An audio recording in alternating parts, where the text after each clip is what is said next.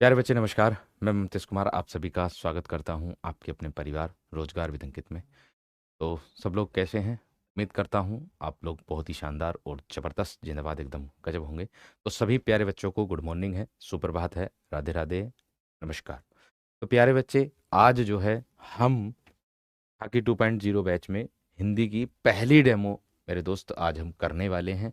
तो एकदम बेहतरीन और अच्छे तरीके से, और सबसे पहले मैं बता दूं आप लोगों को, देखो कोई भी विद्यार्थी ये ना सोचे कि सिलेबस कैसे कम पूरा होगा, सिलेबस को हम कैसे पूरा करेंगे, कवर करेंगे। तो प्यारे बच्चे, मैं आपको बता दूं, सिलेबस बिल्कुल ऐसे ही लेकर के चलेंगे जैसे हम नॉर्मल पढ़ाते हैं। ऐसा नहीं कि हाँ बस केवल घास सी खोदनी है, ऐसा कुछ नहीं होगा बिल्कुल।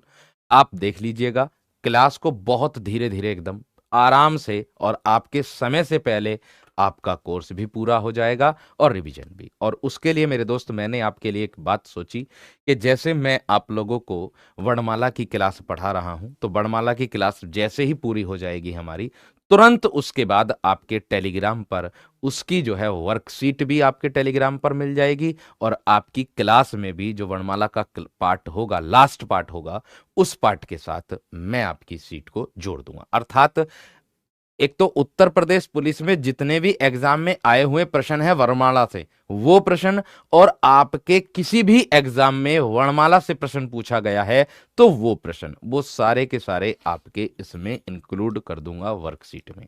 ठीक है, ये तरीका हम लोग करने वाले हैं। ठीक है प्यारे बच्चे, अब देखिएगा, आपका जो टाइम टेबल है प्यारे बच्चे वो कुछ इस प्रकार है। टाइम टेबल में दीपक भाटी सर मेरे दोस्त आपकी क्लास सुबह 7 बजे से लिए ही हैं, आप लोगों ने देखा है। 9 बजे से आप लोगों की प्यारे बच्चे हिंदी की क्लास होगी, और मेरे जस्ट बाद दिग्विजय सर आपको ज्योग्राफी की क्लास लेकर के आएंगे। राहुल सर की क्लास मेरे दोस्त आपकी 11 बजे से होगी रीजनिंग की।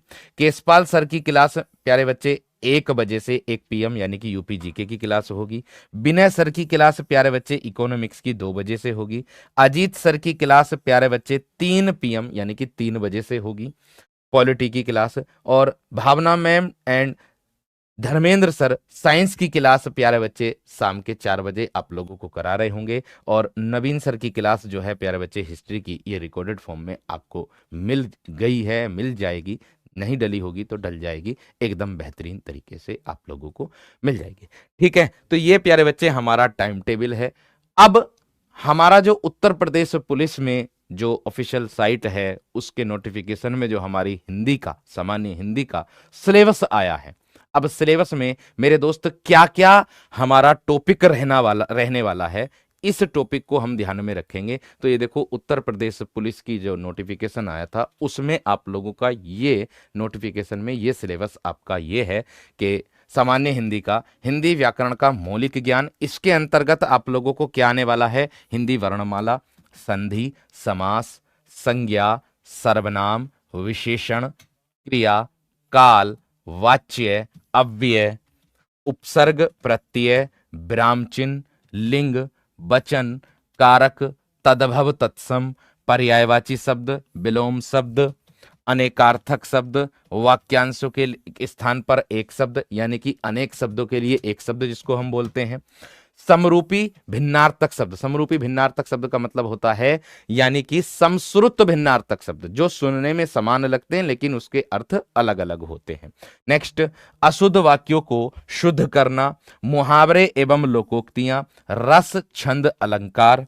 आगे है प्रसिद्ध कवि, लेखक और उनकी प्रसिद्ध रचनाएं, और हिंदी भाषा में पुरस्कार, हिंदी और अन्य भारतीय भाषाएं, और अपठित बोध मतलब आप लोगों का प्यारे बच्चे गद्यांश जो होगा, गद्यांश और पद्यांश, अवतरण को बिना पढ़े जो है उस चीज को मेरे दोस्त हम लोग करने वाले। और दूसरी बात मेरे बच्चे आपको मैं बता दूं कि इसके साथ साथ आपको मैं बता दूं कि साहित्य को हम कैसे लेकर के चलेंगे।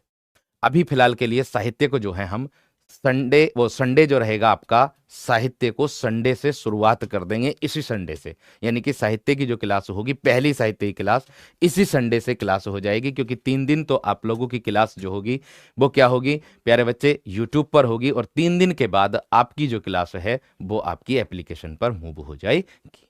तो चलिएगा, आज हम स्टार्ट करते हैं अपना वर्णमाला का पहला टॉपिक। तो चलिए, क्या कह रहा है वर्णमाला में, वर्णमाला किसे कहते हैं, वर्णमाला की क्या परिभाषा होती है, वर्णमाला को कितने वर्गों में बांटा है, ये सारी चीजें हम लोग जानने वाले हैं। तो प्यारे बच्चे यहां ध्यान देंगे। सबसे पहले मैं हिंदी की बात बता दूं। जो हिंदी शब्द है हमारा, ये वाला जो हिंदी शब्द है, ये कहां से आया है, कैसे, कौन सी भाषा का है, ये प्रश्न भी आप लोगों से पूछ लिया जाता है। तो मैं बता दूं आप लोगों का, जो हिंदी शब्द है, कुछ पॉइंट हैं, वो पॉइंट मैं अब आप लोगों को बता रहा हूं। हिंदी शब्द, सबसे पहला हिंदी की बात करूंगा। हिंदी जो शब्द है, ये कौन सी भाषा का शब्द है, तो ध्यान देना मेरी बात पर। हिंदी शब्द फारसी भाषा का शब्द है। हिंदी शब्द कौन सी भाषा का शब्द है प्यारे बच्चे? ये है आपका फारसी भाषा का शब्द है। फारसी भाषा का शब्द है। बात समझ में आ गई? एक तो प्रश्न यही बनेगा। दूसरा प्रश्न आपका बनेगा प्यारे बच्चे, वो प्रश्न ये बनेगा कि हिंदी दिवस कब मनाया जाता है। दूसरा प्रश्न क्या बनेगा आपका कि हिंदी दिवस कब मनाया जाता है। हिंदी दिवस कब मनाया जाता है। विश्व हिंदी दिवस कब मनाया जाता है। विश्व हिंदी दिवस कब मनाया जाता है आप लोगों का। और तीसरा प्रश्न है आप लोगों का मेरे दोस्त, अंतरराष्ट्रीय मातृभाषा दिवस कब मनाया जाता है।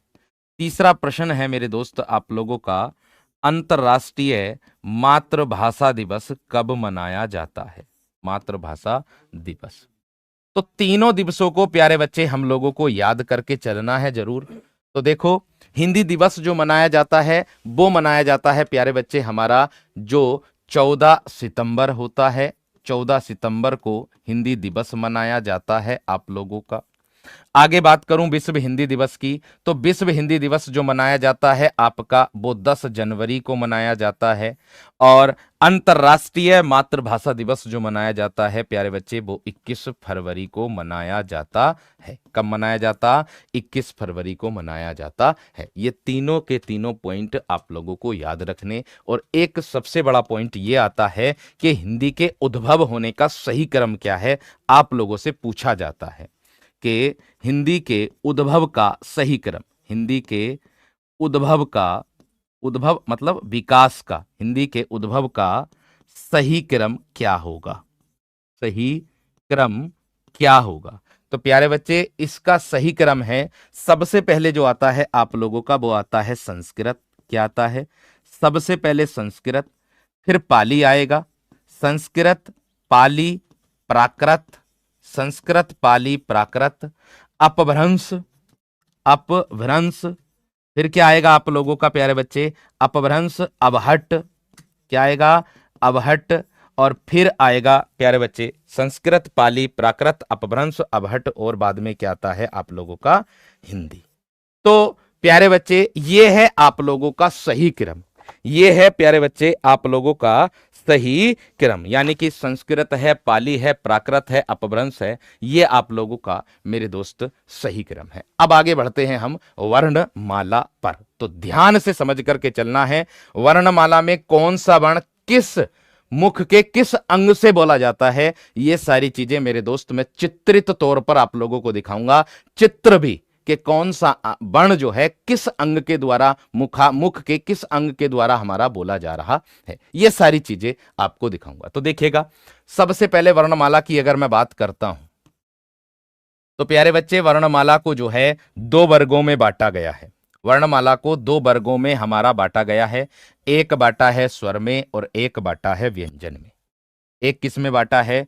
एक तो बांटा है प्यारे बच्चे स्वर में, और एक बांटा है आप लोगों का व्यंजन में। एक किस में बांटा है? व्यंजन में। सारी चीजों को कवर करके चलेंगे। सबसे पहले आती है इसकी परिभाषा। वर्णमाला की परिभाषा क्या होती है?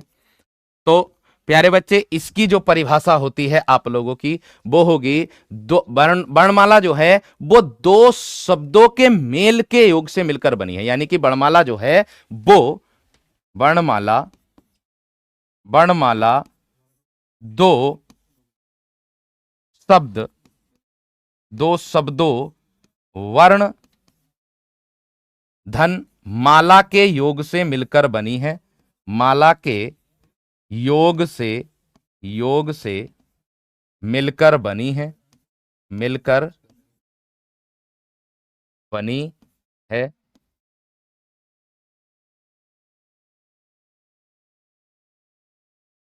प्यारे बच्चे 1 मिनट का समय देंगे, 10 सेकंड का समय देंगे, बस 10 सेकंड के लिए क्लास रुकेगी।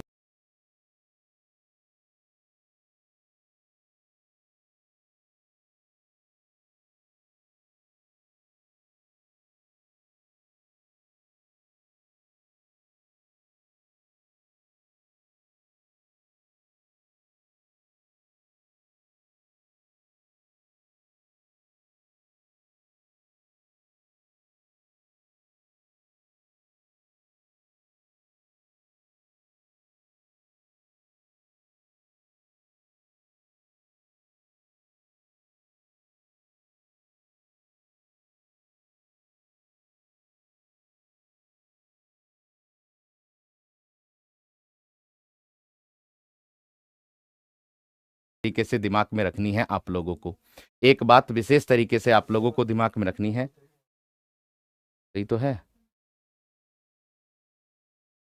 एक बात, वॉइस तो सही है। अब देखो यहां से आ तो रही है, आ रही है वॉइस, आ रही है, सही है। तो ठीक है, समुदाय को वर्णमाला कहते हैं। और इसके बाद आता है आप लोगों का एक पॉइंट, आप लोगों ने 2 पॉइंट देखे होंगे प्यारे बच्चे, 2 पॉइंट आप लोगों ने देखे होंगे कि भाषा की सबसे छोटी लिखित इकाई कौन सी होती, भाषा की सबसे छोटी मौखिक इकाई कौन सी होती। तो इन दोनों को आप लोगों ने देखा होगा, तो ध्यान देंगे। भाषा की सबसे छोटी लिखित इकाई होती है वर्ण। ध्यान देंगे, भाषा की सबसे छोटी, सबसे छोटी, भाषा की सबसे छोटी लिखित इकाई, लिखित इकाई कौन सी है प्यारे बच्चे? वर्ण। भाषा की सबसे छोटी लिखित इकाई कौन सी है? वर्ण। और भाषा की सबसे छोटी मौखिक इकाई कौन सी होती है?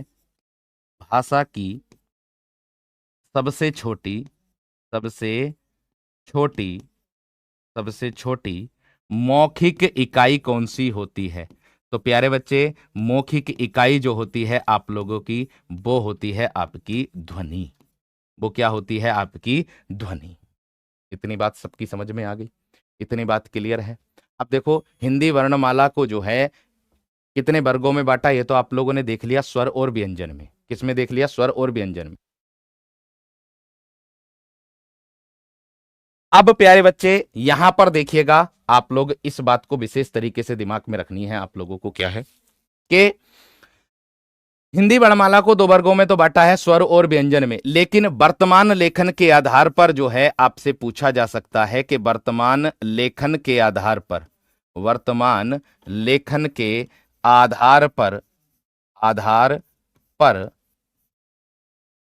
वर्ण कितने होते हैं? तो प्यारे बच्चे, वर्ण का मतलब जब आ जाता है ना, तो इसमें क्या आ जाएगा? आपका स्वर भी, और इसमें क्या आ जाएगा? आपका व्यंजन भी, दोनों आ जाएंगे। तो दोनों की संख्या हम लोगों को बतानी है, कितनी होती है? 52। अब 52 किस प्रकार से होती है, कैसे कैसे होती है, ये सारी चीजें हम लोग दिमाग में रखनी है। तो प्यारे बच्चे ध्यान देना, स्वर 11 तो हो जाएंगे आप लोगों के स्वर, मैं बता रहा हूं कैसे कैसे होगा। 11 तो हो जाएंगे आप लोगों के स्वर। 25 हो जाएंगे आपके स्पर्श व्यंजन, 25 हो जाएंगे आपके स्पर्श व्यंजन। 4 हो जाएंगे आपके ऊष्म व्यंजन। 4 हो जाएंगे प्यारे बच्चे आपके अंतस्थ व्यंजन। और 4 हो जाएंगे आपके प्यारे बच्चे संयुक्त व्यंजन। कौन से होंगे? संयुक्त व्यंजन।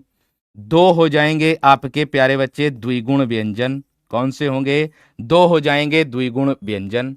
और 2 हो जाएंगे प्यारे बच्चे आपके अयोगवाह व्यंजन। कौन से हो जाएंगे?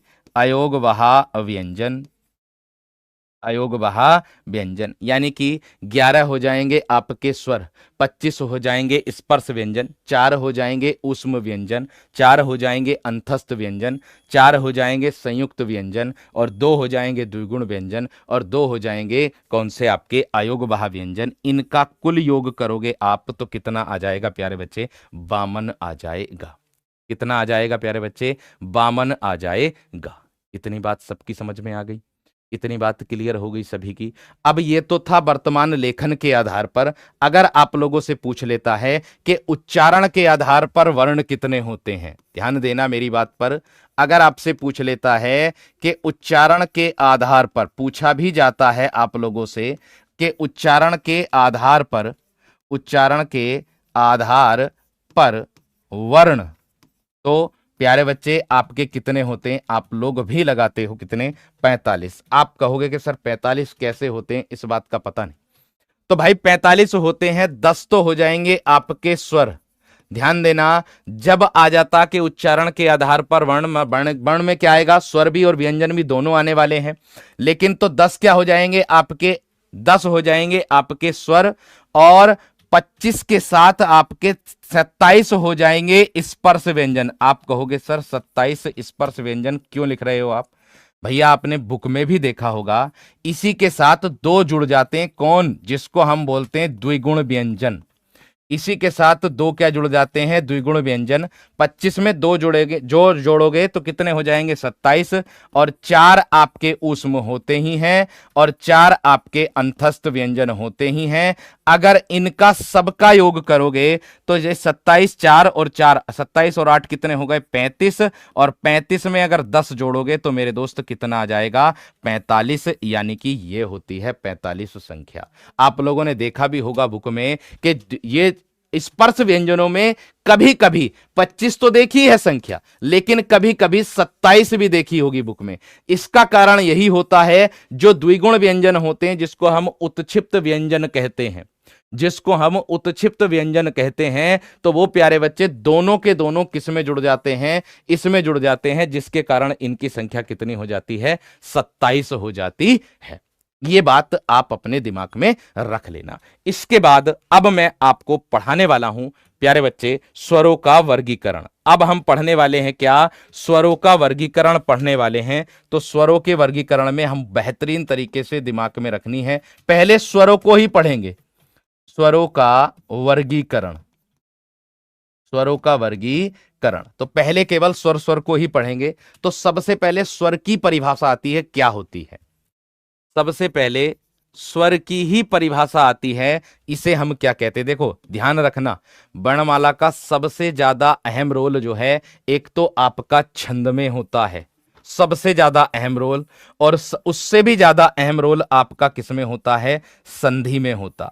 आप लोगों ने रूल देखे होंगे, जो आपका स्पर्श व्यंजन होते हैं ना, आपके जो स्पर्श व्यंजन होते हैं, आप लोगों ने उसमें देखा होगा कि यदि किसी स्पर्श व्यंजन का प्रथम अक्षर के आगे किसी वर्ग का तीसरा, चौथा, पांचवा अक्षर हो, तो स्पर्श व्यंजन का प्रथम अक्षर अपने ही वर्ग के तीसरे अक्षर में परिवर्तित हो जाता। जब स्पर्श व्यंजन का ही पता नहीं होगा तो हम व्यंजन संधि में परिवर्तन कैसे करेंगे? इस बात का भी तो पता होना चाहिए। तो इस बात को विशेष तरीके से दिमाग में रखना है। तो देखो क्या है स्वर की परिभाषा? जिन वर्णों का उच्चारण स्वतंत्र रूप से होता है। क्या है परिभाषा?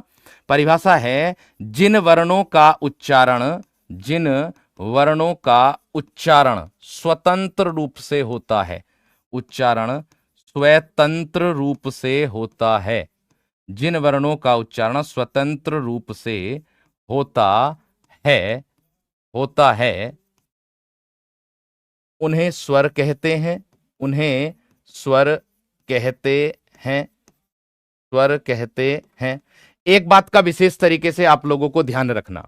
ध्यान क्या रखना प्यारे बच्चे? देखो आपने जब भी व्यंजन संधि पढ़ी होगी, तो व्यंजन संधि या कोई भी स्वर पढ़ा हो, जैसे मैं मान लो मैंने परोपकार की कर दी संधि विच्छेद, मान लो मैंने परोपकार की संधि विच्छेद करी, तो परोपकार में मैंने क्या लिखा?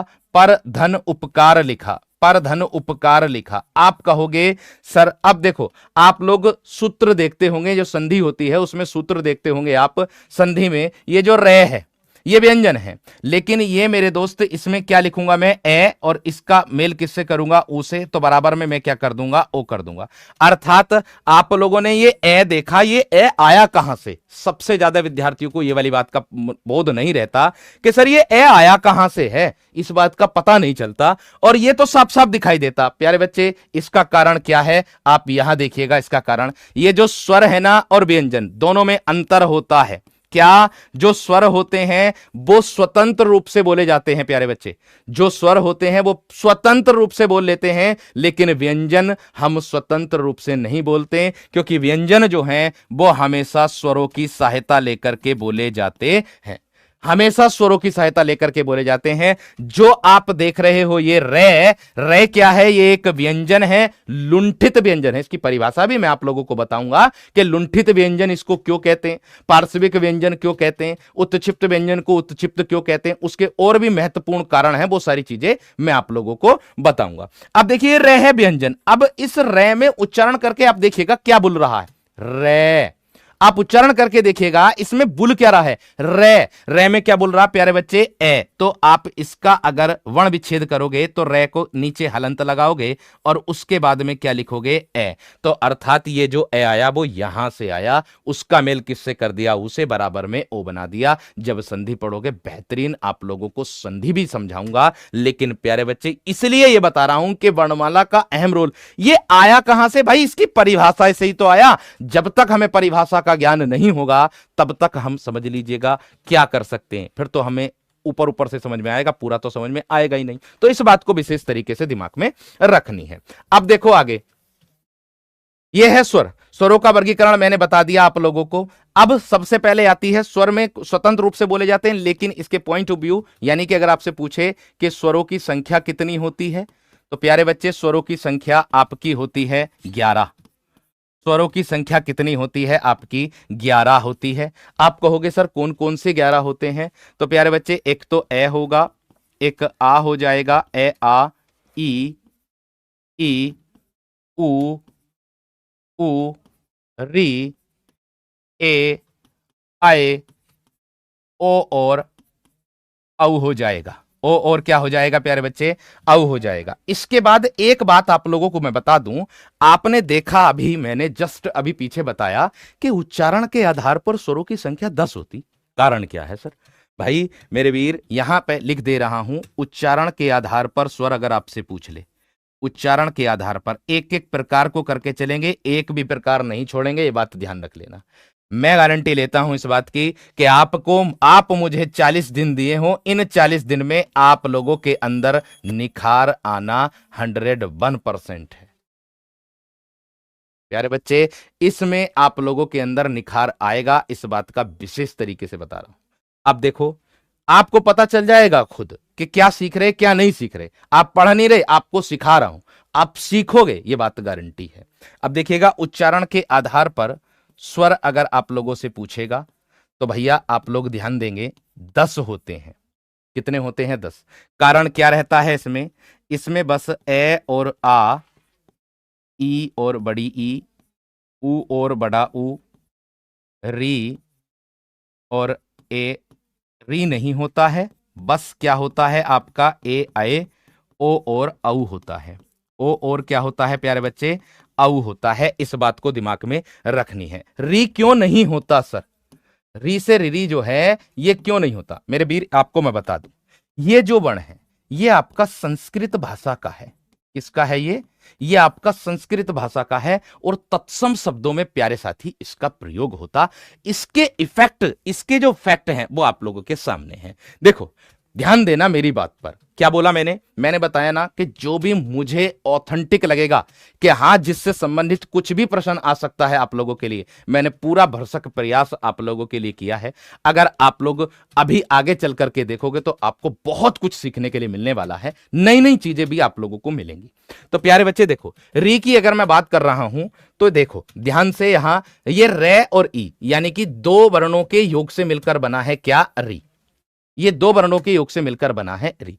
आगे दिया है री का मात्रात्मक चिन्ह जो होता है ये होता इस तरीके से, ये जो कोई भी वर्ण हो उसके नीचे इस तरीके से लटका देते हैं ना, ये री की, ये होता है री का मात्रात्मक चिन्ह, जो आप लोग देख रहे हो कृपा में, जो आप लोग देख रहे हो पृष्ठ में, है ना, मृत इत्यादि व्यंजनों के संयोग में होता है। दूसरी बात, और यह वर्णमाला में उ और ए के मध्य का स्वर है। Point to be noted. देखो मैंने अभी जस्ट आप लोगों को बताया है कि यह वर्णमाला में उ और ए के मध्य का स्वर है। पॉइंट, इस बात को नोट करो प्यारे बच्चों। जो री है ये ऊ और ए के मध्य का स्वर है। आपसे एग्जाम में पूछ लेता है, अगर आपसे एग्जाम में ऐसे पूछ ले कि जो री है आपका, ये कौन कौन से वर्णों के मध्य का स्वर है, आपको पता होना चाहिए प्यारे बच्चे, बड़े ऊ का और ए का, इन दोनों के मध्य का स्वर है। हिंदी शब्दकोश में इसका क्रम जो है ऊ के पश्चात आता। आपसे एग्जाम में जैसे आपने एक प्रश्न देखा मेरे वीर, आपका सबसे ज्यादा प्रश्न एक प्रचलित है कि ये जो छह क्षत्रिय है कि हिंदी शब्दकोश में अक्सर छह क्षत्रिय से पहले कौन सा वर्ण आता, आपका उत्तर होता सर कै, आपका उत्तर होता सर कै। लेकिन प्यारे बच्चे एक बात को विशेष तरीके से ध्यान दे लो, अगर आपसे ऐसे प्रश्न पूछ लिया कि हिंदी शब्दकोश में अक्सर इसका क्रम किसके पश्चात आता, तो आपका उत्तर क्या होना चाहिए प्यारे वीर, तो आपका उत्तर होना चाहिए ऊ, ऊ के पश्चात आता। नई चीज है, इसीलिए इस बात को ध्यान में रखनी है। आगे देखो, इसका प्राय प्रयोग किसमें होता है, तत्सम शब्दों में, मैं आपको बता चुका हूं। इसका जो प्राय प्रयोग है वो हमेशा तत्सम शब्दों में प्रयोग होता है प्यारे बच्चे। आगे हिंदी में जो ये होती हैं क ख ग ज और फ, नुक्ता युक्त ध्वनियां राजा से प्रसाद सितारे हिंद की देन है, ये अलग फैक्ट है, इसी के अंतर्गत आ गया है, लेकिन इससे इसका कोई मतलब नहीं है, लेकिन फिर भी इसमें आ गया फैक्ट। इस बात को ध्यान में रखनी। एक बात का विशेष ध्यान रखना, ये जो तीन फैक्ट हैं आपके सुपर मोस्ट फैक्ट हैं, एग्जाम में पूछने योग्य हैं, क्योंकि ये वाला जो पूछा गया है कि इसको पूछा भी जाता है, ये तो पूछा भी गया, आपने देखा भी होगा कि अक्सर छह क्षत्रिय के बाद कौन सा क्रम आता है हिंदी शब्दकोश में, तो ये बात को ध्यान रखना। लेकिन इसमें एक प्रश्न और आता है, ये जो संयुक्त व्यंजन होता है, इसमें आप लोगों ने एक प्रश्न और देखा होगा, ये जो होता है ये किसके योग से मिलकर बनता, कै प्लस से के योग से मिलकर बनता। इस पर आधारित एक प्रश्न आप लोगों ने देखा है, सभी विद्यार्थियों ने देखा, कैसे, ये जो कै है इसके नीचे हलंत लग गया, यानी कि जब कै के नीचे हल लग जाता, हलंत लग जाता, इसका मतलब क्या होता, इसका मतलब होता ये वाला जो है, ये जो वर्ण है ऊपर जो लिखा हुआ है, ये वर्ण मेरे दोस्त व्यंजन रहित वर्ण है। ये कैसा वर्ण है, ये आपका व्यंजन रहित है, और ये जो है ये आपका कैसा है, ये व्यंजन सहित है। ये कैसा वर्ण है, ये व्यंजन सहित है। तो आप लोगों ने एक परिभाषा पढ़ी होगी, इन्हीं पर आधारित, इसी पर आधारित है क्या, सॉरी व्यंजन रहित लिख दिया, ये यहां पर होगा स्वर रहित, ये क्या होगा, स्वर रहित, और ये क्या होगा, स्वर सहित, ये क्या होगा, स्वर सहित। यानी कि आप लोगों ने एक परिभाषा पढ़ी होगी कि स्वर रहित व्यंजन, पॉइंट नोट करो, स्वर रहित व्यंजन जब स्वर सहित व्यंजन से मिलता है, तो देखो अगर आप इसको तोड़ोगे, इस से को तोड़ोगे, पेट चिरे वाले से को, तो कैसे तोड़ोगे, से के नीचे हलंत लगाओगे, इसको स्वर रहित बनाने के लिए हलंत हम लोगों को लगाना पड़ेगा ही पड़ेगा, पॉइंट। और इसके बाद में क्या लिखोगे, ए लिखोगे, ये आ गया। लेकिन प्यारे बच्चे एक सूत्र, एक परिभाषा बनती है, इसी से ही बनती है वो परिभाषा, इसी के ऊपर है वो, ये आप लोगों का संयुक्त अक्षर कहलाता। परिभाषा क्या बनेगी कि स्वर रहित व्यंजन जब स्वर सहित व्यंजन से मिलता है तो क्या बनता है, तो प्यारे बच्चे वो बनता है आपका संयुक्ताक्षर। क्या बनता है प्यारे बच्चे, वो बनता है आपका संयुक्ताक्षर। इस बात को अपने दिल और दिमाग में बसा लो। यह परिभाषा आपसे एग्जाम में पूछी भी जाती है कि स्वर रहित व्यंजन जब स्वर सहित व्यंजन से मिलता है तो क्या बनता है, तो मेरे वीर क्या बनता है, संयुक्ताक्षर बनता है। बात समझ में आ गई क्या ना, बात क्लियर हो गई। अपने फोन की क्वालिटी बढ़ा लो, यहां से सब कुछ ठीक है, यहां से सब कुछ ठीक है, अपने फोन की क्वालिटी को बढ़ा लीजिएगा प्यारे वीरों। अब देखो, अब मैं स्वरों का वर्गीकरण पढ़ाने वाला हूं आप लोगों को। अब यहां पर ध्यान दीजिएगा, स्वरों के वर्गीकरण में सबसे पहले क्या आता है, उत्पत्ति के आधार पर। सबसे पहला पॉइंट मैं दे रहा हूं आप लोगों को, उत्पत्ति के आधार पर, उत्पत्ति के आधार पर स्वर। तो पॉइंट याद रखना वीर, दो प्रकार आप लोगों के होते हैं। दो प्रकार में सबसे पहला प्रकार आप लोग देखने वाले हो, जिसको मैं नाम दे रहा हूं मूल स्वर, जिसको मैं नाम दे रहा हूं प्यारे बच्चे मूल स्वर। अब आप कहोगे सर मूल स्वर किसे कहते हैं, देखो एग्जाम में आप लोगों से बस इतनी बात भी आ जाती है, बस इतनी बात भी आ जाएगी, आ ही जाएगी, क्या आ जाएगी कि सर मूल स्वरों की संख्या कितनी होती। यूपी ट्रिपल 2015 के एग्जाम में आया हुआ प्रश्न था यही वाला कि सर जो यूपीएसआई में आया हुआ था कि ह्रस्व स्वरों की संख्या कितनी, सॉरी ह्रस्व स्वरों की संख्या कितनी होती यूपीएसआई में और यूपी पुलिस में भी। दोनों में आया हुआ प्रश्न है, बस केवल नाम चेंज कर दिया। तो ध्यान देना, मूल स्वर किसे कहते हैं? मूल स्वर की जो परिभाषा होती है आप लोगों की, वो ये बनेगी, जो वर्ण एक खंड के योग से मिलकर बनते हैं, एक खंड के योग से मिलकर बनते हैं, योग से मिलकर, एक खंड के योग से मिलकर बनते हैं, बनते हैं, उसे हम क्या कहते हैं? या उन्हें हम मूल स्वर कहते हैं, उन्हें मूल स्वर कहते हैं, उन्हें मूल स्वर कहते हैं। आपको एक बात और बता दूं, इनकी संख्या कितनी होती है? तो इनकी संख्या 4 होती है, इनकी संख्या 4 होती है। आप कहोगे सर 4 कौन कौन सी होती, ये तो हमें पता ही ना। तो प्यारे बच्चे 4 जो होती है इनकी संख्या, एक तो आप लोग देखोगे ए को, एक देखोगे ई को, एक देखोगे ऊ को, और एक देखोगे री से री को। एक किसको देखोगे प्यारे शेर? एक देखोगे री से री को। इसके बाद और एक बात विशेष ध्यान रखना, मैं तुमसे फिर कह रहा हूं एक बार, छंद में जो मात्रा लगाते हैं हम इन्हीं के आधारों पर लगाते हैं। आपने देखा होगा लघु और गुरु बनाते हैं, केवल 2 ही होते हैं, इसके बाद कोई और नहीं होता। 3 मात्रा का तो कोई प्रयोग ही नहीं होता, मतलब 3 मात्रा का प्रयोग नहीं होता, केवल एक का संकेत होता इसका और एक संकेत होता इसका, यानी कि इसको बोलेंगे लघु, इसको बोलेंगे गुरु, इन्हीं के आधारों पर मात्रा लगती। इस बात को विशेष तरीके से ध्यान रखना। वर्णमाला का संधि और छंद सबसे ज्यादा अहम रोल है, इस बात को अपने दिल में बसा लेना। ठीक है प्यारे बच्चे, अब आ जाओ, इसके बाद नंबर 2 पर आता है आप लोगों का क्या, जिसको मैं कहता हूं संधि स्वर, जिसको मैं क्या कहता हूं प्यारे बच्चे? संधि स्वर। तो ध्यान देना, संधि स्वर किसे कहेंगे? जो वर्ण 2 खंड के योग से मिलकर बनते हैं। पॉइंट नोट करो, जो वर्ण 2 खंड के योग से मिलकर बनते हैं, 2 खंड के योग से मिलकर बनते हैं। आप कहोगे सर कैसे 2 खंड के योग से मिलकर बनेंगे? तो प्यारे बच्चे उन्हें संधि स्वर कहते हैं। आप लोग जान गए ना, संधि का मतलब ही क्या होता है? जोड़। संधि का मतलब ही क्या होता है? जोड़। आपको एक बात और बता दूं, इन संधि स्वरों को 2 वर्गों में बांटा गया है। इन संधि स्वरों को 2 वर्गों में बांटा। वीर कौन कौन से वर्ग हैं बता दूं आपको। एक तो होता, यानी कि अब मैं ऐसे कह सकता हूं, मैं ऐसे लिख सकता हूं इसको, इसके 2 भेद होते हैं। किसके भैया? संधि स्वर के। इसके 2 भेद होते हैं। आप कहोगे सर 2 भेद कौन से होते हैं? मैं कहूंगा एक तो होता प्यारे बच्चे सजातीय। एक क्या होता मेरे शेर? एक होता है सजातीय स्वर। एक क्या होता है? सजातीय स्वर। आप कहोगे सर सजातीय की परिभाषा क्या होती? मेरे वीर, सजातीय उसको कहते हैं जो वर्ण समान जाति के योग से निर्मित होते हैं। आपको मैं बताऊंगा समान जाति के योग से कैसे निर्मित होंगे, ये बात ध्यान रखना। देखो, सैफोर हो जाएगा प्यारे बच्चे समान और जाति, सैफोर हो जाएगा समान और जाति, अर्थात जो वर्ण समान जाति के योग से निर्मित होते हैं, समान जाति के योग से, समान जाति के योग से निर्मित होते हैं, योग से निर्मित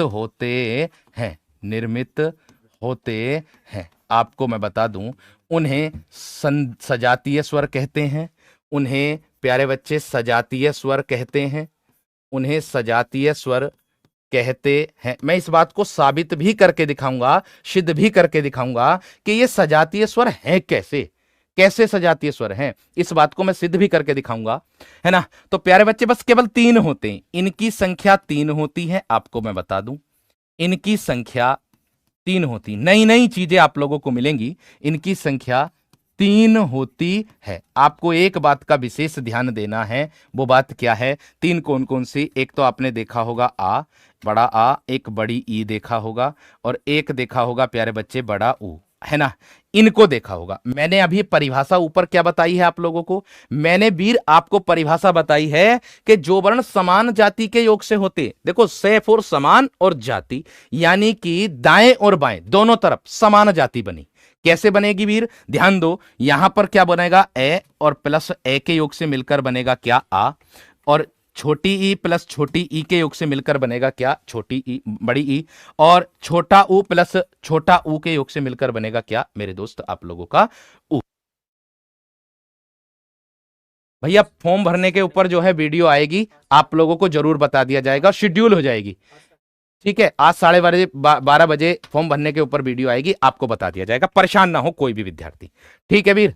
अब देखो मैंने बता दिया ए प्लस ए बराबर आ और ई प्लस ई बराबर बड़ी ई और ऊ प्लस ऊ बराबर बड़ा ऊ, अर्थात ये हो गए समान जाति के योग से बने शब्द। लेकिन एक बात का विशेष ध्यान रखना वीरो, इन्हीं को ही एक प्रश्न आप लोगों ने एग्जाम में ऐसे देखा होगा, देखो मैं बता दूं, ऐसे देखा होगा, एक आ, एक देखा होगा आप लोगों ने ए, एक देखा होगा आप लोगों ने ओ, और एक देखा होगा आप लोगों ने ई। इस तरीके से ये प्रश्न देखा होगा कि निम्नलिखित में से, ऐसे देखा होगा, निम्नलिखित में से मूल दीर्घ स्वर कौन सा, पॉइंट टू बी नोटेड, कौन सा मेरे वीर, आप लोगों को पता चलेगा कि निम्नलिखित में से मूल दीर्घ स्वर कौन सा। अब अगर मूल दीर्घ की बात उसने कह दी तो भैया मूल दीर्घ का पता भी तो होना चाहिए। अगर मूल दीर्घ ना कहे, वो ना कहे मूल दीर्घ, अगर वो दीर्घ नाम दे दे तो यहां पर दीर्घ का मतलब जो होता सबसे बड़े से होता, पॉइंट टू बी नोट कर दो, इसका मतलब क्या होता, सबसे बड़े से होता। आप कहोगे सर दीर्घ तो ये भी होते हैं दोनों, क्वेश्चन ही गलत दे दिया, ऐसा नहीं है वीर, ऐसा नहीं है बिल्कुल भी वीर। एक बात का विशेष ध्यान रखना, इसमें दीर्घ का मतलब होता मूल दीर्घ, अर्थात मेरे दोस्त आ की बात इसमें हो रही है और आयोग ने भी आ ही माना है। कारण यही होता है कि प्यारे बच्चे आ, ई और ऊ, इसी को ही हम, इन तीनों को ही हम क्या कहते हैं, मूल दीर्घ स्वर कहते हैं।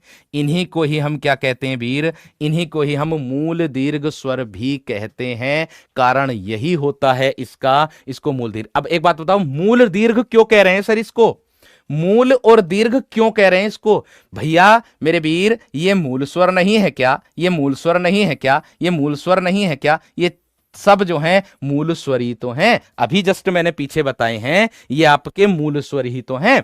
इनसे मिलाकर के दीर्घ, इनसे मिलाकर के दीर्घ बना, क्योंकि दो छोटे स्वरों को मिलाकर के दीर्घ बना, इसीलिए इसको वीर क्या कह रहे हैं हम, मूल दीर्घ कह रहे हैं। आपसे पूछ ले कि मूल दीर्घ स्वरों की संख्या कितनी, आपका उत्तर 3।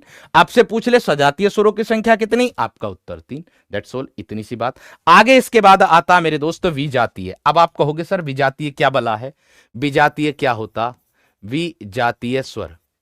तो वीर विजातीय स्वर की अगर मैं बात करता हूं तो पॉइंट नोट कर लो आप लोग सब, V4 होता है विभिन्न, V4 क्या होता है मेरे दोस्त, विभिन्न और जाति, विभिन्न जाति, अर्थात मेरे वीर विभिन्न जाति के योग से जो मिलकर बनते हैं उसको विजातीय स्वर कहते हैं। पॉइंट भी नोट करो वीर साथ मेरे, मैंने कहा है कि जो विभिन्न जाति के योग से मिलकर बनते, अर्थात जो वर्ण विभिन्न जाति के योग से मिलकर बनते हैं, जो वर्ण विभिन्न विभिन्न जाति के योग से मिलकर बनते हैं, विभिन्न जाति के योग से मिलकर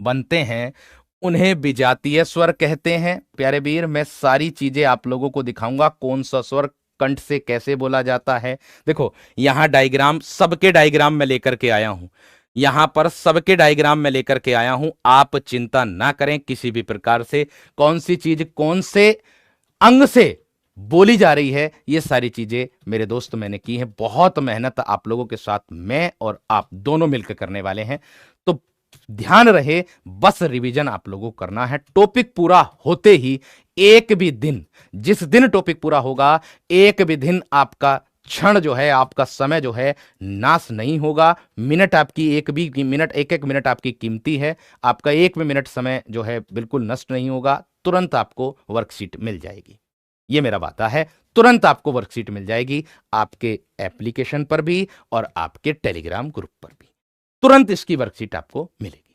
ठीक है वीर, ध्यान रखना इस बात का, क्योंकि मैं वर्कशीट का सहारा इसलिए ले रहा हूं, उसका एक कारण यह है। देखो वीर सारी चीजें क्लास में हो भी सकती है, नहीं भी हो सकती, क्योंकि समय बहुत कम है। अगर मान लिया सारी चीजें क्लास में नहीं हुई तो मैं उस चीज को आपके वर्कशीट से कवर कर दूंगा, उस चीज को मैं आपकी वर्कशीट से कवर कर दूंगा। यही कारण है मेरे दोस्त, वर्कशीट का सहारा मुझे लेना पड़ रहा है। 40 दिन है, अगर 40 दिन से ज्यादा होते तो फिर तो कहने ही क्या थे, लेकिन 40 दिन में हम हिम्मत नहीं हारेंगे, हम आपके साथ और आप मेरे साथ मिलकर के फतेह हासिल करेंगे, ये बात ध्यान रखें। ठीक है वीर, आ जाओ। मैंने बोला कि जो वर्ण विभिन्न जाति के योग से मिलकर बनते हैं उन्हें विजातीय स्वर कहते हैं। उन्हें क्या कहते हैं? उन्हें विजातीय स्वर कहते हैं। उन्हें विजातीय स्वर कहते हैं। एक बात का विशेष ध्यान रखना। अब आप कहोगे सर कैसे? भैया इनकी संख्या 4 होती है। इनकी संख्या जरूर याद रख लेना, इनकी संख्या 4 होती है। इनकी संख्या कितनी होती भैया? 4 होती है। अब आप कहोगे सर 4 कौन कौन सी होती है? तो मैं कहूंगा मेरे दोस्त, एक तो होती है ए, एक होता है आपका ए, और एक होता है आपका ओ, और एक होता है आपका औ। एक क्या होता है प्यारे वीर? आपका औ। अब देखो, ये जो ए है, ध्यान देना मेरी बात पर, ये जो ए है ये मिलकर बनेगा वीर ए प्लस किसके योग से? ई के योग से। और ये मिलकर बनेगा वीर ए प्लस किसके योग से? ए के योग से। और ये मिलकर बनेगा प्यारे वीर ए प्लस किसके योग से? ऊ के योग से। और ये मिलकर बनेगा प्यारे वीर ये ए प्लस ओ के योग से मिलकर बनने वाला है। ये वाली बात आप विशेष तरीके से ध्यान रखो। अब एक बात मैंने आप लोगों को अभी अभी जस्ट बताई है, वो बात ये बताई कि जो वर्ण विभिन्न वर्णों के योग से मिलकर बनते हैं उसको मेरे दोस्त हम लोग क्या कहते हैं? उसको हम कहते हैं विजातीय स्वर, है ना? इस बात को दिमाग में रखनी। लेकिन एक बात विशेष तरीके से दिमाग में रखो, ये क्या है? ए, और ये क्या है? ई। ये ए भी अलग है, ई भी अलग है, ये ए भी अलग है, और ये क्या है? ए, ये भी अलग है। ये ए भी और ये ओ भी, और ये ए भी और ये क्या है? ओ भी, अलग अलग दे रखे हैं। एक बात विशेष तरीके से दिमाग में रखनी है आप लोगों को, क्या कि भैया इन दोनों को हमने एक नाम और देखा। इन दोनों का क्या सर? इन दोनों का हम दोनों ने इनका हमने नाम देखा कंठ तालव्य भी इसको बोलते हैं। क्या बोलते हैं इसको? इसको कंठ तालव्य भी बोलते हैं। सर इसका कारण क्या है इसको कंठ तालव्य बोलते हैं? इसका कारण वीर मैं साबित करता हूं। यहां देखिए, इसका कारण यह है कि ये जो ए है ये कंठ से बोला जाता है, और ये जो ई है ये तालु से बोला जाता है, जिसके कारण इन दोनों को मेरे दोस्त कंठ तालुव्य कहते हैं। पॉइंट टू बी नोट कर दो इस बात पर। आगे इसकी बात आती, आगे अगर मैं बात करता हूं वीर ओ और औ की बात करता हूं, सर इन दोनों को भी तो अलग नाम दिया जाता। इसका नाम दिया जाता है कंठ ओष्ठीय। आप कहोगे कि सर कंठोष्ठीय इसको क्यों कहा जाता है? इस बात को भी तो साबित कर दो वीर मेरे। इसका कारण यह है कि ये जो ए है, ये जो ए है ये वीर मेरे ये कंठ से बोला जाता है, और ये ऊ जो है ये ओष्ठ यानी कि होठ से बोला जाता है। तो इसको मिलाकर के क्या बन गया? कंठ ओष्ठीय बन गया कि नहीं बन गया वीर? कंठ ओष्ठीय बन गया कि नहीं बन गया? बिल्कुल बन गया। और एक बात का विशेष ध्यान रखना, आप लोग ये तो होते ही हैं आप लोगों के विजातीय स्वर, लेकिन मेरे वीर एक बात का विशेष ध्यान रखना, आपसे ऐसे भी पूछ सकता कि संयुक्त स्वरों की संख्या कितनी होती। तो आप मुझे बता तो दीजिए प्लीज जरा कि संयुक्त स्वर कितनी होती? संयुक्त स्वरों की संख्या एक बार मुझे आप बता तो दीजिए प्यारे वीर कि संयुक्त स्वरों की संख्या कितनी होती? बताएंगे 4। आप कहोगे सर कौन कौन सी होते हैं संयुक्त स्वर? तो प्यारे वीर जो 4 होते हैं संयुक्त स्वर आप लोगों के वो होते हैं, आप लोगों के सामने हैं संयुक्त स्वर। इन्हीं को ही कहते हैं, इन्हीं को ही हम संयुक्त स्वर कहते हैं, इन्हीं को ही प्यारे वीर हम संयुक्त स्वर कहते हैं। इस बात को अपने दिमाग में रख लेना। मैं यहां लिख दे रहा हूं, इसे ही या इन्हें ही संयुक्त स्वर कहते हैं। इन्हें ही क्या कहते हैं? संयुक्त स्वर। एक तो होता संयुक्त व्यंजन, एक होता है संयुक्त स्वर। इन्हें ही क्या कहते हैं प्यारे वीर? संयुक्त स्वर कहते हैं। बात समझ में आ गई? एकदम बेहतरीन तरीके से इतनी बात क्लियर हो गई होगी। आगे इसके बाद बढ़ते हैं मेरे दोस्त हम, इसके बाद बढ़ते हैं हम किसके आधार पर? इसके बाद आता है आप लोगों का जो अग्र स्वर होते हैं, पश्च स्वर होते हैं, आते कि नहीं आते? जो अग्र स्वर होते हैं, जो पश्च स्वर होते हैं और जो मध्य स्वर होते हैं, उनको हम लोग करने वाले।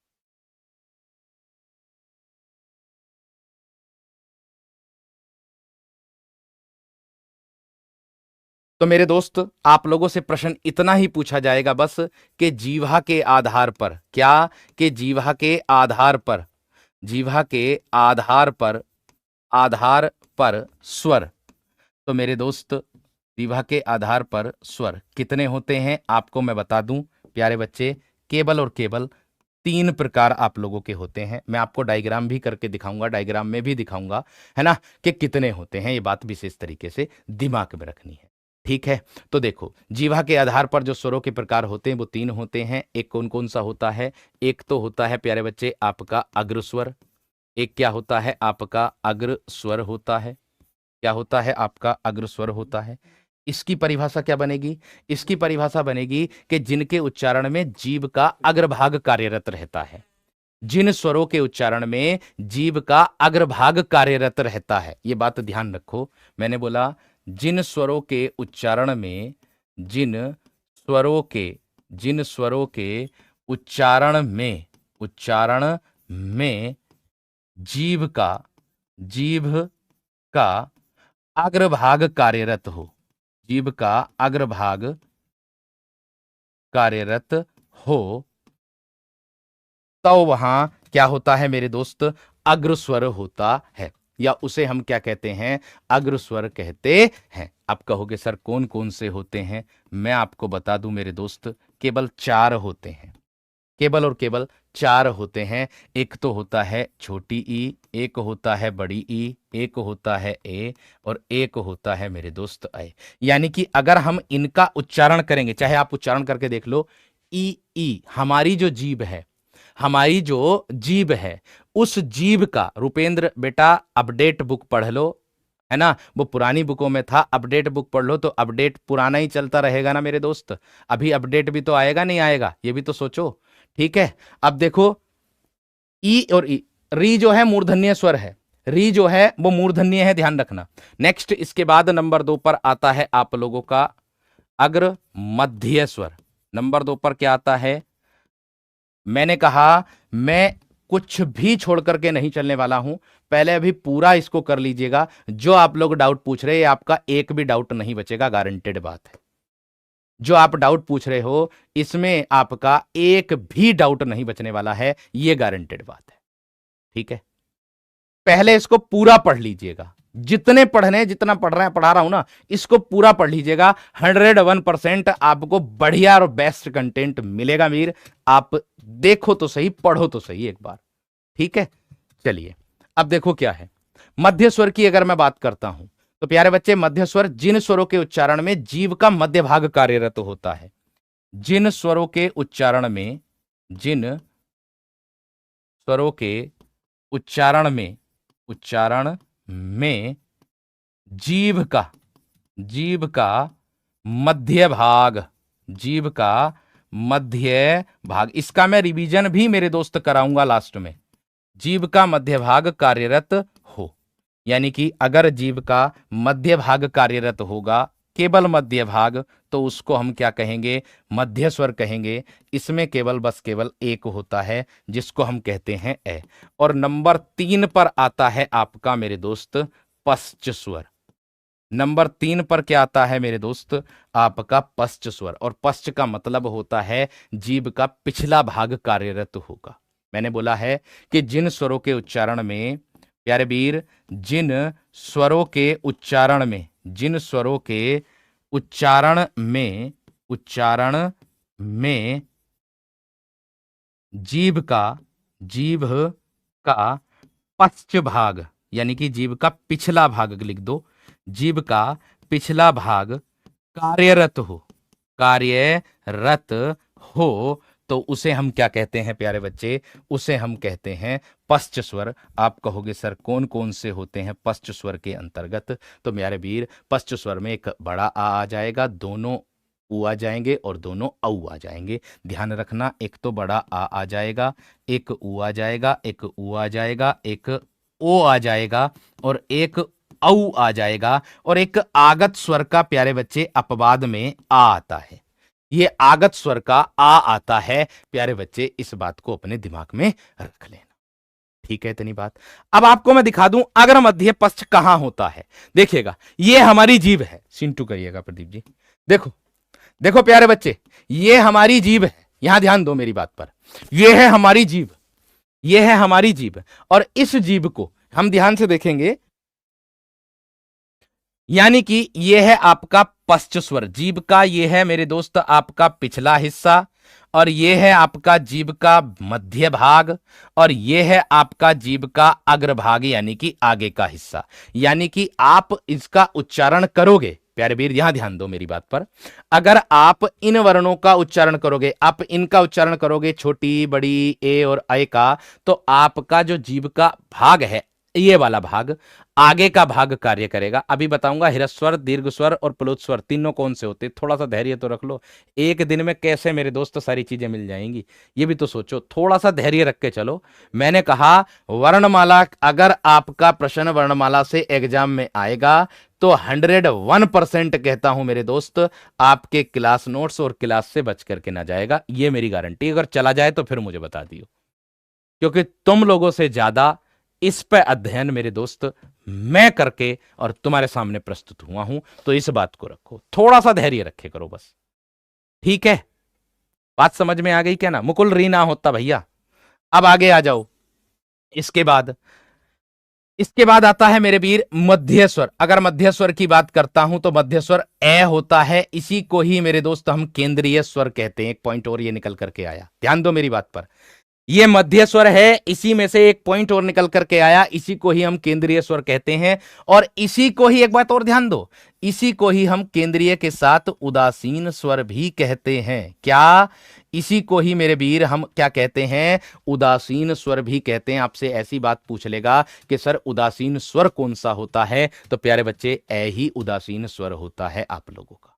ए ही क्या होता है? उदासीन स्वर होता है आप लोगों का। आगे इसके बाद पश्च स्वर की बात करता हूं तो आ दोनों ऊ और औ हो जाएगा। एक मैंने अभी जस्ट बताया, वो इसमें लिखा हुआ नहीं है, ये अपवाद में होता है। आगत स्वर इसको बोलते हैं वीर। इसको हम क्या बोलते हैं? इसको वीर हम आगत स्वर बोलते हैं। इसको क्या बोलते हैं? आगत स्वर बोलते हैं। इस बात को अपने दिल और दिमाग में रख लीजिए। बात समझ में आ गई? इतनी बात क्लियर हो गई। अब अगर आपसे पूछ लिया जाए, ध्यान दो मेरी बात पर, है ना। अब अगर आपसे पूछ लिया जाए अगला प्रश्न, अगला पॉइंट, वो पूछेगा आपसे, आप कह रहे कि ह्रस्व स्वर कौन से होते हैं, दीर्घ स्वर कौन से होते हैं, तो मेरे दोस्त स्वर, कुल स्वरों के प्रकार, कुल स्वरों के प्रकार, तो भैया वो होते हैं आप लोगों के 3। आपका सबसे पहले आता है ह्रस्व स्वर। क्या आता है? ह्रस्व स्वर। मैंने कहा मैं सब प्रकार को करके चलूंगा, आप परेशान ना हो।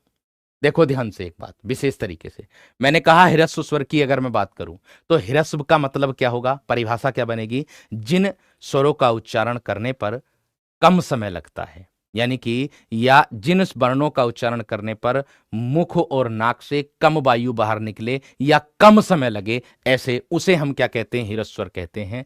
यानी कि मैं बोलूं कि जिन वर्णों का उच्चारण करने पर, जिन वर्णों का उच्चारण करने पर कम समय लगता है, कम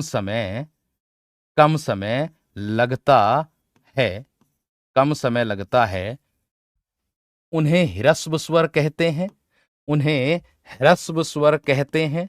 उन्हें ह्रस्व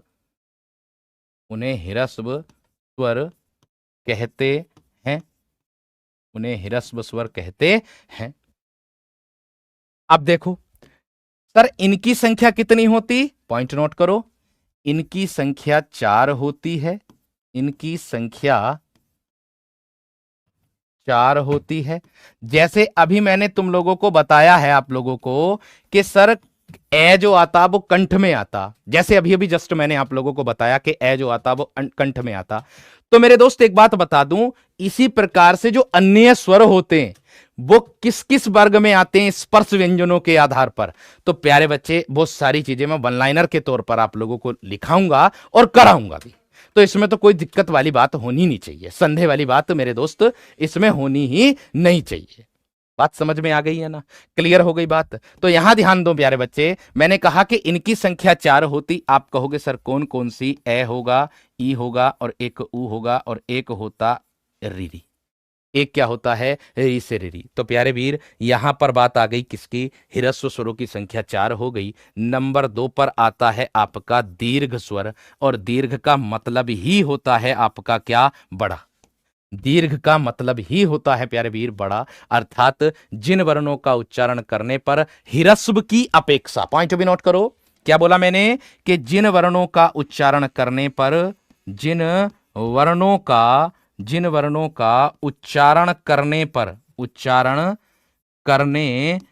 पर, जिन वर्णों का उच्चारण करने पर ह्रस्व स्वरों की अपेक्षा, क्या है वीर, ह्रस्व स्वरों की अपेक्षा, ह्रस्व स्वरों की अपेक्षा, ह्रस्व स्वरों की अपेक्षा क्या होगा वीर, अधिक समय लगता है, अधिक समय लगता है। आपको मैं बताऊंगा अधिक समय लगता कैसे लगता है, यह भी साबित करके दिखाऊंगा। लगता है उन्हें ह्रस्व स्वर कहते हैं, सॉरी उन्हें दीर्घ स्वर कहते हैं, उन्हें दीर्घ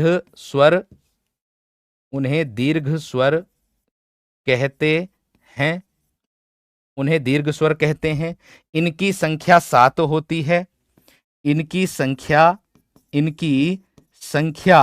7 होती है, इनकी संख्या 7 होती है। आप कहोगे सर 7 कौन कौन सी होती, तो प्यारे वीर यहां ध्यान देंगे 7 कौन कौन सी होती। तो प्यारे वीर यहां ध्यान देंगे, दोनों सजातीय स्वर ले लो, और मतलब सजातीय स्वर ले लो तीनों, और चारों के चारों भी जातीय स्वर ले लो। ये हो गए आपके क्या, दीर्घ स्वर। ये क्या हो गए आप लोगों के मेरे दोस्त, दीर्घ स्वर। यानी कि 3 और 4, 4 और 3 कितने हो गए, 7। अब आप कहोगे कि सर इसको साबित करके दिखाओ कि इसमें जो है अधिक समय कैसे लग रहा। अर्धस्वर य और वह होते हैं मेरे दोस्त, मैंने कही ना, देखो कुछ विद्यार्थी ऐसे हैं जो बीच में क्लास में आ रहे हैं, और बीच में क्लास में आने के बाद तुरंत उनका सवाल जवाब है।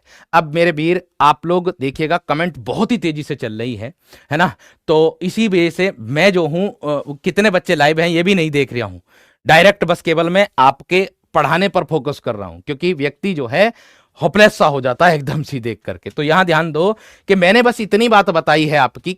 कोई भी प्रश्न आप लोग आज की क्लास में कमेंट पूछ रहे हो तो भैया वो तो सॉर्ट आउट होगा ही नहीं, क्योंकि कमेंट बहुत ही तेजी से चल रहे हैं आपके, बहुत ही तेजी से चल रहे हैं। इतना जरूर कह रहा हूं कि जो भी आपको कंटेंट मिल रहा है, ये जो मिल रहा है, ये अनेक बुकों का संकलन एक ही साथ आप लोगों को मैं दे रहा हूं, अनेक बुकों में से देख करके जो अपडेट हुआ है हिंदी में अब तक, वर्तमान में जो अब तक अपडेट होकर के बुक आई हैं, उन बुकों में जो भी संकलन है वो सब आप लोगों के क्लास में मेरे दोस्त मैं दे रहा हूं, आपके सामने प्रस्तुत कर रहा हूं। ये बात ध्यान रखना, इस बात को समझ लो, ठीक है वीर। अब देखो मैंने एक बात बताई, एक इसके बाद आता है एक और स्वर आता है जिसको मैं कहता हूं प्लूत स्वर। मैं इसको नंबर 3 पर आता है प्लूत स्वर, इसको मैं कराऊंगा कल की कक्षा में, लेकिन मैं इनको साबित करने वाला था, इनको बताने वाला था कि इसको साबित करके दिखाना चाह रहा था कि इसमें अधिक समय कैसे लग रहा, इसमें कम समय कैसे लग रहा। जैसे मैंने लिख दिया मेरे दोस्त, मैंने कमल लिख दिया। अब कै है, कै में क्या बोल रहा है, मैं में क्या बोल रहा है, और ले में क्या बोल रहा है, अर्थात इनका उच्चारण करने पर तो कम समय वैसे ही लगेगा क्योंकि कमल बोल गया। अगर मेरे दोस्त मैं कर दूं इसको कमला, अगर मैं कर दूं कमला, अगर मेरे दोस्त मैंने कर दिया कमला। अभी आप एक बात यहां ध्यान दो, मेरी बात पर ध्यान दो, के और मैं एक साथ बोल रहे, कौन से स्वर का मेल है, ए का, लेकिन प्यारे वीर यहां पर क्या आ रहा, आ, कमला। अब आप इसको बुला रहे हो आ, ला में क्या आ रहा प्यारे वीर, आ, ला में क्या आ रहा प्यारे वीर, आ। तो ये आ क्या है, ये सर आपका दीर्घ स्वर है, क्योंकि ये ह्रस्व की अपेक्षा क्या ले रहा है, अधिक समय ले रहा है। हिरस्व की अपेक्षा क्या ले रहा प्यारे वीर, ये अधिक समय ले रहा। जब अधिक समय ले रहा है तो आपका क्या बोलेगा, दीर्घ स्वर हो जाएगा, और प्लुत स्वर में कम होते हैं, यानी कि कम समय लगता है। हिरस्व की वो सॉरी प्लुत स्वर में क्या होता है, हिरस्व और दीर्घ इन दोनों की अपेक्षा अधिक समय लगता, तिगुना समय लगता। यानी कि इसको हम एक मात्रिक भी कहते हैं, पॉइंट नोट कर लो। इसको हम क्या कहते हैं, एक मात्रिक कहते हैं। इसको हम द्विमात्रिक कहते हैं। इसको हम क्या कहते हैं, द्विमात्रिक कहते हैं, यानी कि इसमें 2 गुना समय लगेगा। और उसको हम क्या कहते हैं, प्लुत स्वर को, इसको कहते हैं त्रिमात्रिक, यानी कि इसमें 3 गुना समय लगता है। ठीक है, ठीक है प्यारे बच्चे, तो मिलते हैं कल की कक्षा में। उम्मीद है एकदम सारी बातें यहां तक एकदम क्लियर हुई होंगी, और मैं ये बात गारंटेड बोल रहा हूं आप लोगों के साथ। मैं ये वादा करता हूं प्यारे बच्चे, 37 प्रश्न आप लोगों के आते हैं। ज्यादा बड़ी बात तो नहीं बोलता प्यारे बच्चे, एक आध तो चपर जाए, लेकिन 36 प्रश्न आपके क्लास नोट से मिलेंगे। ये मेरा आपका वादा है आपसे, ये मेरा, चाहे साहित्य ही क्यों ना आ जाइयो, मैं बिल्कुल आप लोगों के साथ हूं। आप बिल्कुल निश्चिंत होकर के जो पढ़ाया जा रहा उसको रिवीजन जरूर कर लीजिएगा। कंटेंट को ढूंढ के लाने की जिम्मेदारी मेरी है, आपको जो दिया जा रहा है उसको पढ़ने की जिम्मेदारी आपकी होनी चाहिए। कंटेंट कैसे आएगा एग्जाम में, क्या आ सकता है, वो सारे जितने भी एग्जाम है आपके, उत्तर प्रदेश पुलिस हो या फिर जेल वार्डर हो, दोनों का आकलन करके कंटेंट मैं आप लोगों को प्रोवाइड कराऊंगा। लेकिन आपको याद करने की और तैयार करने की जिम्मेदारी आपकी होनी चाहिए। तो मिलते हैं कल की कक्षा में। नमस्कार, जय हिंद।